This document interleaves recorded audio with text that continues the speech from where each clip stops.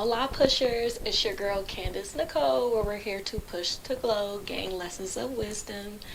I wanted to discuss basically my disappearance. A lot of things transpired in my lifetime at around the point where I launched my channel, and I'm all about authenticity. So all the previous videos that I did record, I will still upload them. Although my views have changed, everything I went through transpired to my spiritual growth, which I am very appreciative about. But I do like to have a paper trail to where I've been and where I am trying to go.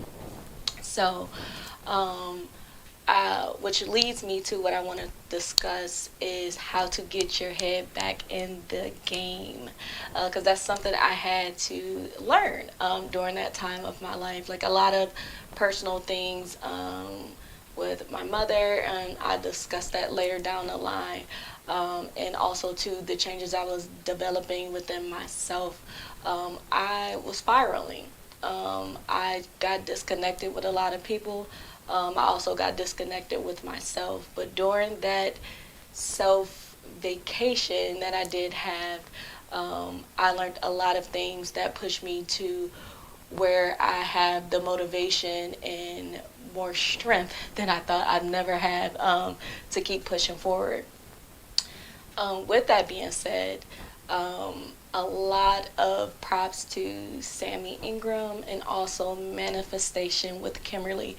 Those two women are phenomenal, which made me completely transform myself into more of a prominent person and more confident person for sure.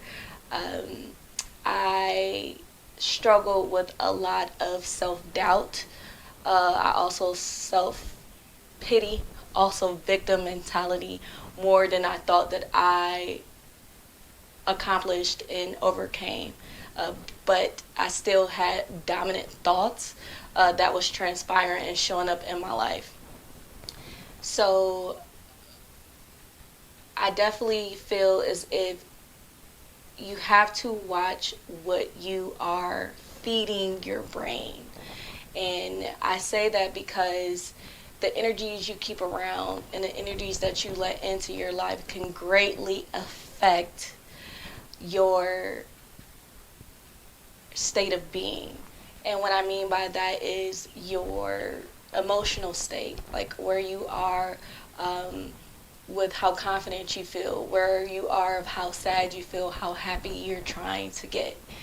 And I definitely feel as if I had to take time out to really self-reflect and look in the mirror to who I really was at my core around the time I felt like I was having a mental breakdown. And who I was at that time in my core was in a very victim state. I thought that every time that I was on the right direction, there was something lurking around the corner waiting for an attackment or distraction. And I've learned that because I built up that assumption, that's what kept producing in my life. And I had to figure out how to come out of that.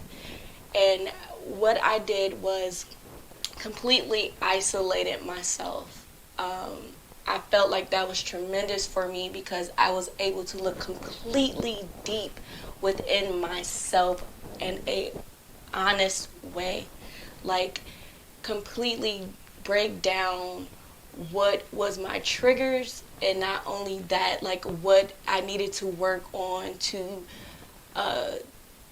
not distract me to fall backwards into the patterns that was allowing me to not move forward in the direction I wanted to go. So that assumption I built within myself caused a lot of blockages and delays and self-doubt within myself to where I felt like I could not fathom anything possibly going right in my life. And that is not the case, guys. It's not. It's just about looking at obstacles as a way to push forward rather than looking at obstacles of, oh, this is the end all be all, this is set in stone. I definitely had to fight those demons, as you may, of the this is set in stone, oh, woe is me, why is always happening to me. Once I developed a strength in myself to see what was causing that, it was all within myself. It was all of what I was thinking. I felt as if I needed that isolated moment to really dig deep within. And that's where I started to dig myself out. And I noticed also too, the people I kept around at the time did not help me get out of my victim state.